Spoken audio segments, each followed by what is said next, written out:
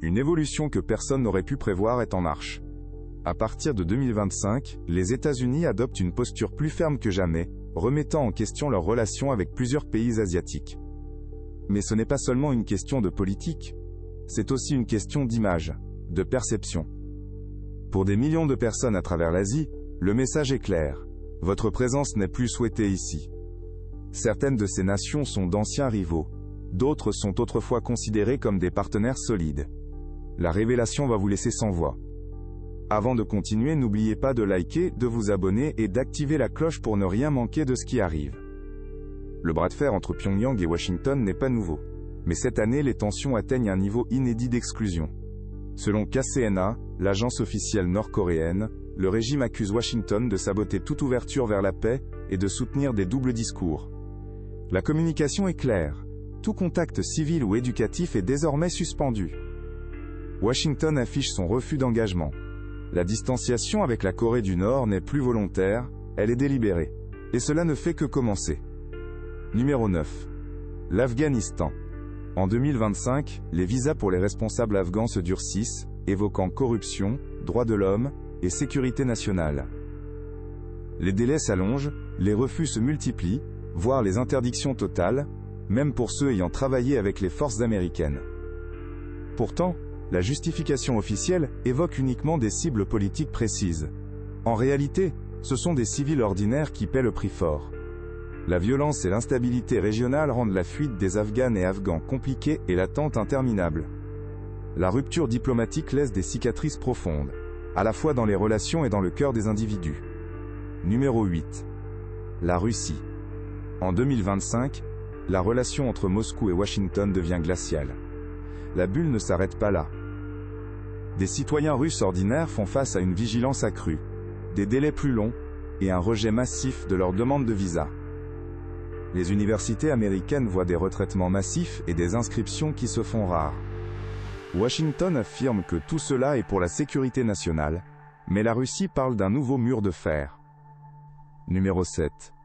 Le Myanmar. La fermeté américaine à l'égard du Myanmar ne fait pas exception. En 2025, les restrictions de visa s'intensifient. Les demandes de visa sont soumises à des vérifications approfondies, rendant l'obtention presque impossible.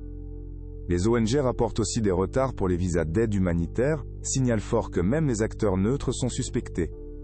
Myanmar, qui restait une présence discrète dans la migration US, devient aujourd'hui l'incarnation d'un échec diplomatique et d'une fracture profonde. Numéro 6. Le Pakistan.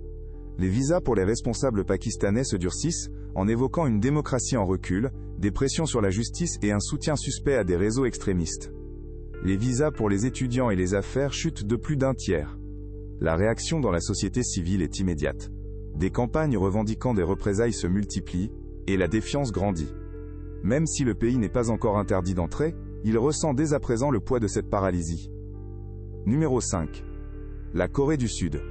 Malgré la réprobation de la majorité, Washington met en place des retards administratifs et des contrôles renforcés. Séoul s'indigne, dénonçant une trahison. Une enquête montre que 68% des Sud-Coréens considèrent cette décision comme une erreur politique, pas une vraie mesure. Si un allié si fidèle peut se faire rejeter, que reste-t-il pour l'ensemble de l'Asie? Numéro 4. La Chine. La relation entre Pékin et Washington a toujours été tendue, mais en 2025, elle devient presque hostile. La Chine riposte en dénonçant une tactique de guerre froide. La presse chinoise met en garde contre des conséquences désastreuses pour ses étudiants et ses touristes. Le tourisme s'effondre, avec des vols à moitié pleins de Pékin vers New York. Washington affirme agir pour la sécurité, mais la Chine ressent qu'on lui ferme la porte, de façon définitive. Numéro 3. Le Bangladesh.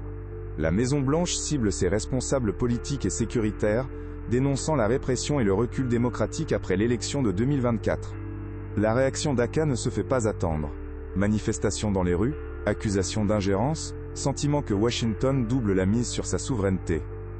Les échanges éducatifs et commerciaux s'étirent ou se suspendent. La confiance est fragile, et chaque coup la fragilise davantage. La petite nation, stratégique malgré tout, voit son lien avec Washington se délitérer, laissant présager un changement profond dans sa place sur l'échiquier global. En 2025, une déclaration du président américain qualifiant l'Inde de pays xénophobe provoque une crise diplomatique majeure.